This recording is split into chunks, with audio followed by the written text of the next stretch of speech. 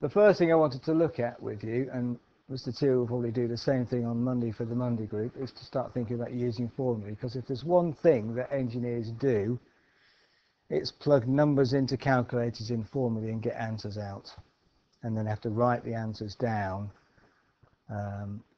for someone. And so if you're asked to do that in your work environment, somebody gives you a task to find something, chances are you'll have to, if you're in the office, you might have to use a formula. Use your calculator, write down the answer, and then maybe hand in your answer or in a report of some form. I don't know. Okay. I just jot down a few formulae. Anybody recognise any of them?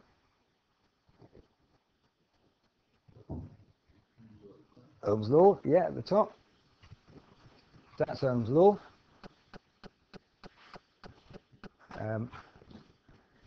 So that's Ohm's law, yeah. What's the subject of that formula? V. Okay, remember that on the left we tend to have the subject on the left. Any others? Top right. This one. Who's speaking? Sorry, yeah. Close. Resistors in parallel. Yeah. So that's the formula to find the total of resistors in parallel. What's the subject of that formula? Yeah, 1 over RT. If you look at this formula again and look at the others, look, they all have one letter on the left. P is the subject of this formula. P is the subject of that formula. P does not stand for the same thing in those formulae, so there's one problem for start off, okay? RT, R subscript T, subscripts are often used. T stands for the total resistance, so resistor, R for resistance, T for total resistance. RT in this formula, but now it's not directly giving you RT, it's giving you 1 over RT, so we've got to be aware of that one. Any other formula that anyone recognises?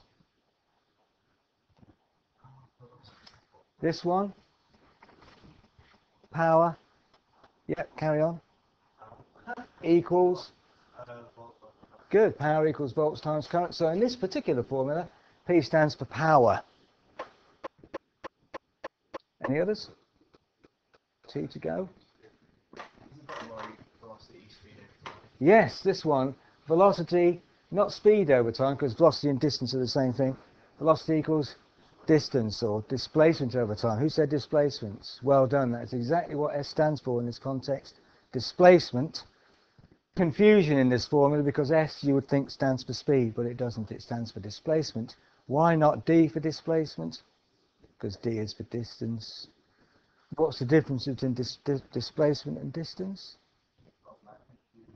Yeah, distance has magnitude, displacement has magnitude and direction. So displacement is a vector, okay? Distance is a scalar, so all this sort of thing you'll be talking about.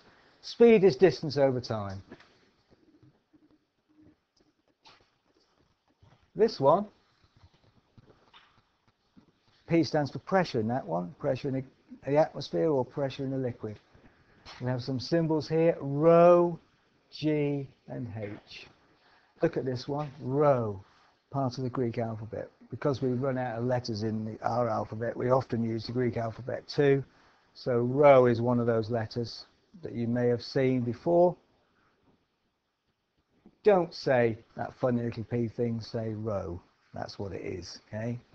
All helps people to think you know what you're talking about. So that symbol there is rho, R-H-O. Part of the Greek alphabet. You'll come across loads. Worth learning what the symbols stand for.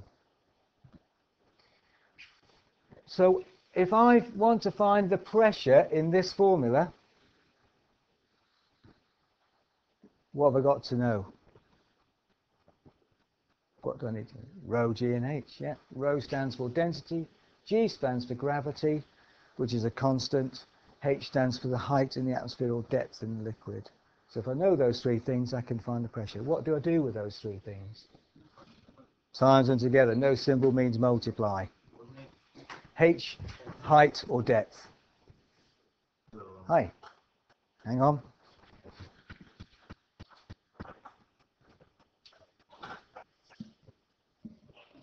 Okay.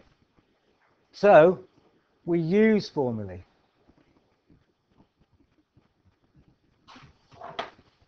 These two formulae are actually the same. Okay? I've used algebra to get from the top right-hand one to the bottom left-hand one. They are the same formula, just written differently.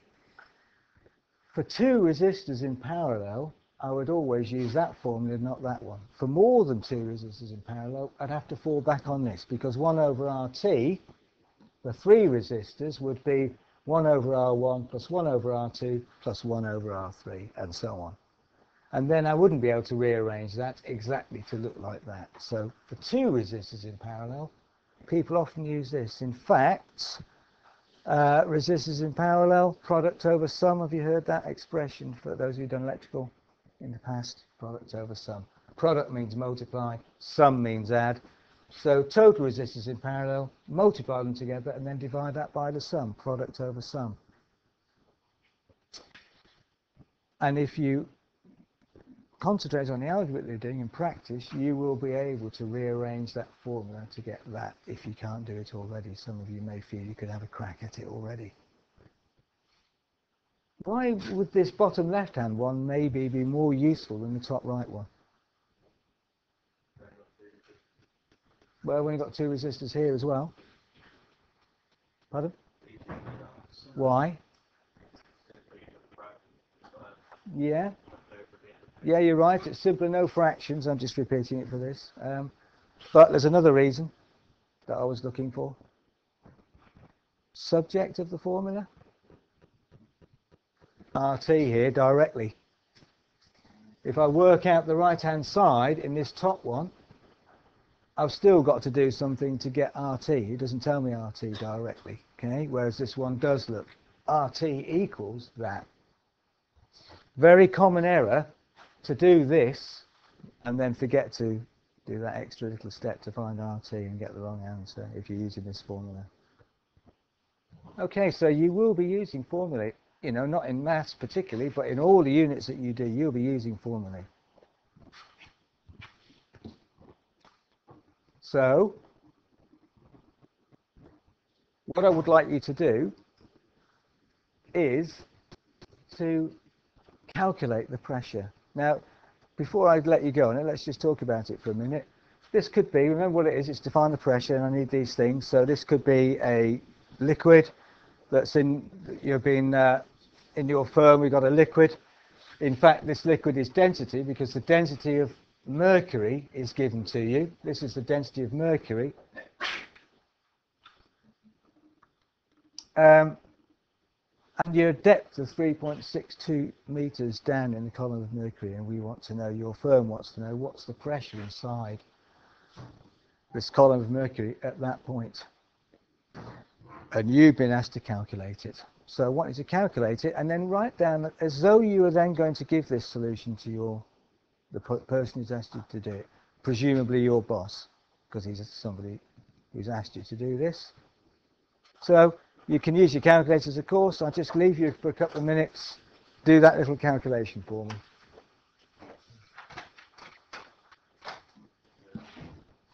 Right. So if you were going to give this, describe to me the piece of paper that you've just handed to me as your immediate boss, where you've done this little calculation for me. So what have you written down? Anything? I've just written down obviously the value. Right. Okay. Right. So what did you write? Anything? 1981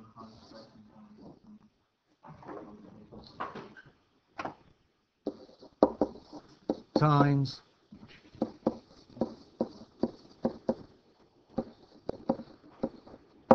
so that's what you wrote down. Yeah, you didn't write P equals. Yeah. Right. P pressure equals that. Okay. That's 482,900. 482,965, 960. Have I written that wrong? 165 90. 92. Okay. That's basically what you wrote? Yeah, what unit would that be? Right, good question. You were always... Pounds per square feet is a unit of pressure if you're measuring the mass and or the force in pounds of force and the area in square feet, but you're not. So what you're measuring, the PSI is pounds per square inch, so you're not measuring per square inch. What are you measuring in? Square metre. So it's something per square metre. What do you think we're measuring the force in? Newtons. Newtons per square metre. So you can always get the unit from the units that you put in. What's conversions like PSI? No idea, but I'm sure you could easily look it up in the table of values, yeah. You could convert that to PSI, yeah. A little task for you to do. Are you in a Tuesday group then? So next Tuesday, can you do that for us, please? Make a little note. How do you convert that to PSI? I'll stop you asking questions. Anybody know another way to write newtons per square metre? Another name for that? Yeah, Newton meters to the -2. Well done, yeah. -2 means per square metre. Good. So you might see either of those. But there's a name for this as well. Anybody know that? You would have probably heard of it. Begins in P. Pascals, yeah. A Newton per square metre is a Pascal. So I could have said a Pascal. So any of those three would do.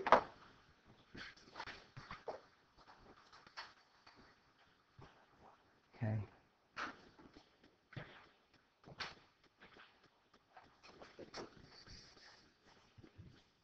Right. If we look at this now, last thing before we finish today. If that was something that you'd given to me, I would have been a bit disappointed in that answer. It's right. That's what the calculator says, right, Ben?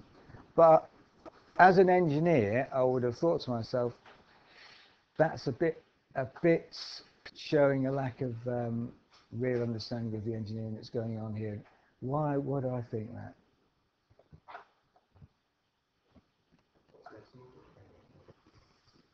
Decimal?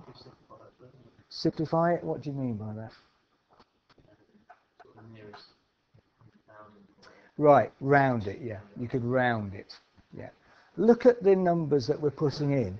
Now, as far as an engineer is concerned, we're not interested in decimal places. So if you've thought about rounding to decimal places, forget all that now, because where the decimal point is depends entirely on the unit. If I measured this height in centimetres, it would be 362 centimetres. That would change the position of the decimal point. But it wouldn't change the accuracy of the value. So the important thing is the number of significant figures. There's 1, 2, 3 significant figures there. Any number that's measured is significant. So someone's measured the height to the nearest centimetre. 3 significant figures. They've looked up a table for the value for the gravitational constant, and that's given to 3 significant figures. If you wanted to, you could get it to more. How many significant figures in the density?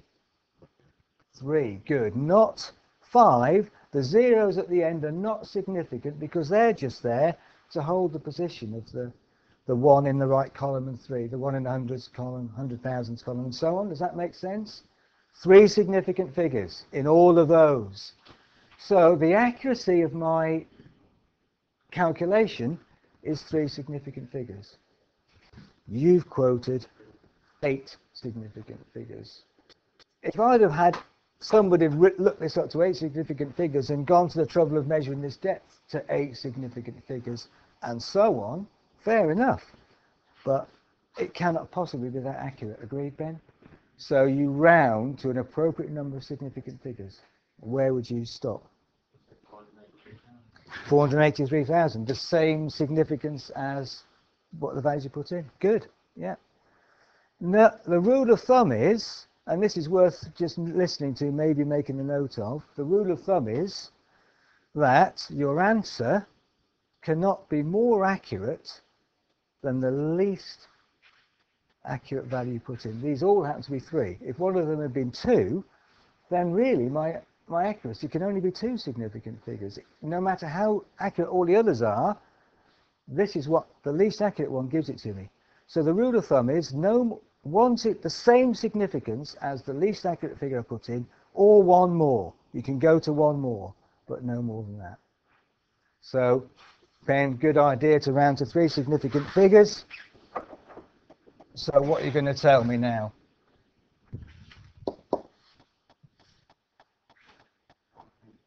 $483,000 pascals, yes. Note I still need the 3 zeros because that's got to hold these in the right column, but there's still only 3 significant figures. And at the end, to show that I've rounded this to 3 significant figures, I put 3 significant figures. Okay?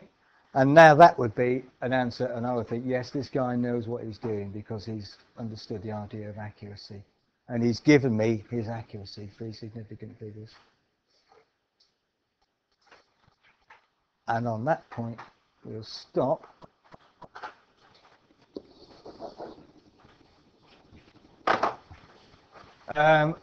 Next week, please, the Tuesday group. Can you make sure, so if you're just come in and you're with the Tuesday group, just hang back a minute. I want you to order a textbook at least. If you do it now, it should be here for next week. If you get it, bring it. And the second important thing is, make sure you bring a decent calculator, okay? Because you're going to be using them all the time. And I think you'll find the phone is a bit of a handicap if you're using a phone, okay? Yeah, so when you've done that, if I just see those who just come in, who are in the Tuesday group, just briefly.